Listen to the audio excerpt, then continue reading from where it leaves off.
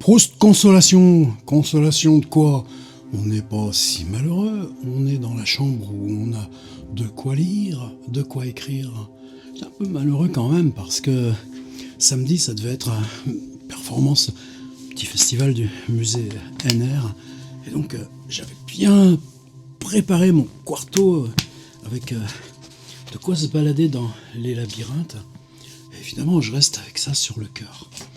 Alors, là, confinement, c'est beau sur Internet que surgissent toutes ces initiatives de lecture partagée, de petits bouts de vidéos.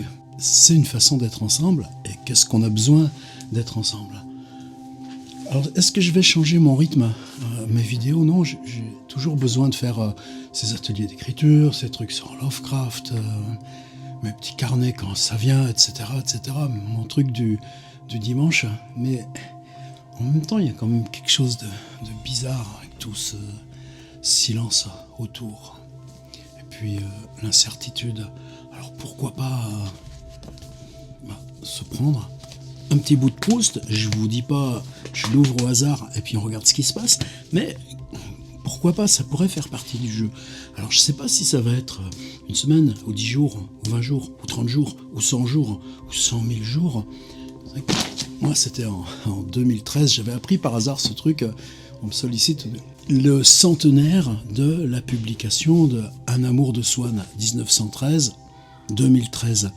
Bon, ça me semblait tellement un peu baroque que je m'étais dit, tiens, c'était le blog, encore, les années nobles, grandes, interactives, du blog, et je me suis dit, 100 billets sur Marcel Proust, un par jour pendant 100 jours. Et ça a fait ce livre.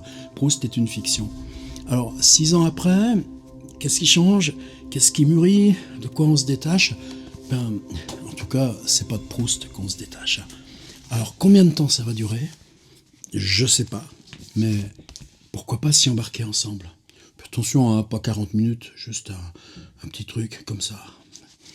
Un passage que j'aime bien, on rentre dedans, on en parle 3 secondes s'il faut ou pas, et puis on ressort. Tiens, les 3 arbres, 568, c'est important que je sois pas trop prêt à le faire, hein. Que ce soit pas trop... En tout cas, c'est pas la leçon, c'est pas dans la tête. J'avais mis un petit post-it aux 3 arbres. Où est-ce que ça commence? Nous, alors le contexte, vous savez, c'est le premier séjour Balbec. La grand-mère refuse en tout cas, fait semblant de ne jamais voir la vieille marquise de Villeparisis, sans savoir que la vieille marquise est liée à ce monsieur de Norpois qui fréquente la famille Proust. Et puis un jour où ils ne peuvent pas s'éviter, tout en s'étant observé pendant déjà au moins 2 semaines, commence cette série des promenades en vieille calèche, patache, sur les routes de Normandie. Et ça nous vaut ça aussi le même trajet que le narrateur fera plus tard en payant un chauffeur. Et là, on fait une promenade ici, ou une promenade là, ou une promenade là. Ça prend tout l'après-midi avec le chauffeur. Ils feront tout plus tard en une seule fois, et ce sera aussi l'occasion d'une super belle page de Proust sur la question du rapport du temps à la vitesse et à l'espace. Nous descendîmes sur Udimènil. Tout d'un coup, je fus rempli de ce bonheur profond que je n'avais pas souvent ressenti depuis Combray. Un bonheur analogue à celui que m'avaient donné, entre autres, les clochers de Martainville. Mais cette fois, il resta incomplet. Je venais d'apercevoir, en retrait de la route en dos d'âne que nous suivions, 3 arbres qui devaient servir d'entrée à une allée couverte et formaient un dessin que je ne voyais pas pour la première fois. Je ne pouvais arriver à reconnaître le lieu dont ils étaient comme détachés, mais je le sentais qu'ils m'avaient été familiers autrefois, de sorte que mon esprit, ayant trébuché entre quelques années lointaines et le moment présent, les environs de Balbec vacillèrent, et je me demandais si toute cette promenade n'était pas une fiction. Balbec, un endroit où je n'étais jamais allé que par l'imagination, Madame de Villeparisis, un personnage de roman, comme si ce n'en était pas un, et les 3 vieux arbres, la réalité qu'on retrouve en levant les yeux de dessus le livre qu'on était en train de lire, et qui vous décrivait un milieu dans lequel on avait fini par se croire effectivement transporté. Je regardais les 3 arbres, je les voyais bien, mais mon esprit sentait qu'ils recouvraient quelque chose sur quoi il n'avait pas prise, comme sur ces objets placés trop loin, dont nos doigts, allongés au bout de notre bras tendu, effleurent seulement par instant l'enveloppe sans arriver à rien saisir. Alors, on se repose un moment pour jeter le bras en avant d'un élan plus fort et tâcher d'atteindre plus loin.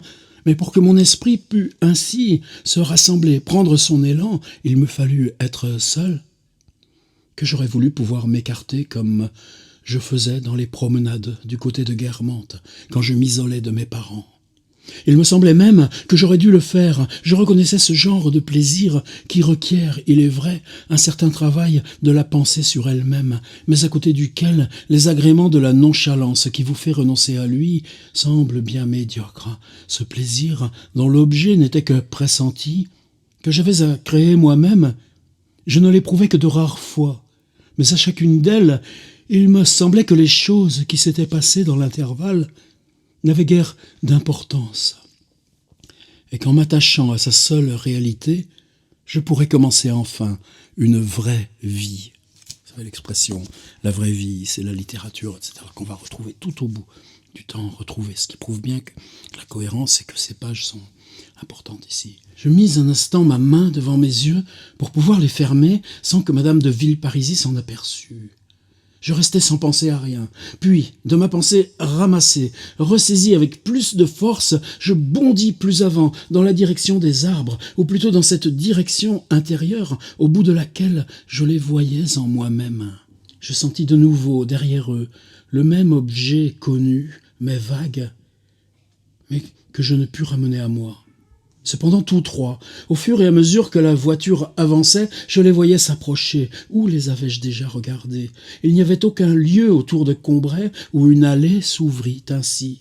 Le site qu'il me rappelait, il n'y avait pas de place pour lui davantage dans la campagne allemande où j'étais allé une année avec ma grand-mère prendre les eaux. Première nouvelle, on n'en parlera plus après. Fallait-il croire qu'il venait d'années déjà si lointaines de ma vie que le paysage qui les entourait avait été entièrement aboli dans ma mémoire et que comme ces pages qu'on est tout d'un coup ému de retrouver dans un ouvrage qu'on s'imaginait n'avoir jamais lu, il surnageait seul du livre oublié de ma première enfance. N'appartenait-il au contraire qu'à ces paysages du rêve, toujours les mêmes, du moins pour moi chez qui leur aspect étrange n'était que l'objectivation dans mon sommeil de l'effort que je faisais pendant la veille, soit pour atteindre le mystère dans un lieu derrière l'apparence duquel je le pressentais comme cela m'était arrivé si souvent du côté de Guermantes, soit pour essayer de le réintroduire dans un lieu que j'avais désiré connaître et qui, du jour où je l'avais connu, m'avait paru tout superficiel comme Balbec. N'était-il qu'une image toute nouvelle, détachée d'un rêve de la nuit précédente, mais déjà si effacée qu'elle me semblait venir de beaucoup plus loin? Ou bien ne les avais-je jamais vus, et cachaient-ils derrière eux, comme tels arbres, telles touffes d'herbe que j'avais vues du côté de Guermantes, un sens aussi obscur, aussi difficile à saisir qu'un passé lointain, de sorte que, sollicité par eux d'approfondir une pensée, je croyais avoir à reconnaître un souvenir. Ou encore, ne cachait-il même pas de pensée, et était-ce une fatigue de ma vision qui me les faisait voir double dans le temps, comme on voit quelquefois double dans l'espace? Je ne savais. Cependant, il venait vers moi. Peut-être apparition mythique, ronde de sorcière ou de norne qui me proposait ces oracles. Je crus plutôt que c'étaient des fantômes du passé, de chers compagnons de mon enfance, des amis disparus qui invoquaient nos communs souvenirs. Comme des ombres, il semblait me demander de les emmener avec moi, de les rendre à la vie. Dans leur gesticulation naïve et passionnée, je reconnaissais le regret impuissant d'un être aimé qui a perdu l'usage de la parole, sans qu'il ne pourra nous dire ce qu'il veut et que nous ne savons pas deviner. Bientôt, à un croisement de route, la voiture les abandonna. Elle m'entraînait loin de ce que je croyais seul vrai, de ce qui m'eût rendu vraiment heureux. Elle ressemblait à ma vie. Je vis les arbres s'éloigner, agitant leurs bras désespérés, semblant me dire « Ce que tu n'apprends pas de nous aujourd'hui, tu ne le sauras jamais ». Si tu nous laisses retomber au fond de ce chemin d'où nous cherchions à nous hisser jusqu'à toi, toute une partie de toi-même que nous t'apportions tombera pour jamais au néant.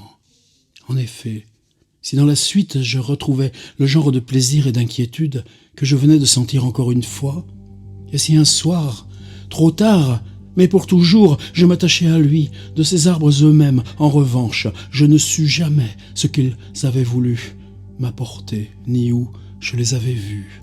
Et quand, la voiture ayant bifurqué, je leur tournais le dos et cessais de les voir, tandis que Madame de Villeparisis me demandait pourquoi j'avais l'air rêveur, j'étais triste comme si je venais de perdre un ami, de mourir à moi-même, de renier un mort ou de méconnaître un Dieu.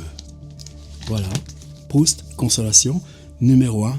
Et si ça vous convient, on se retrouve demain. Ça nous aidera, les uns les autres. Et faites-en autant et on partage tous ces machins-là. À demain.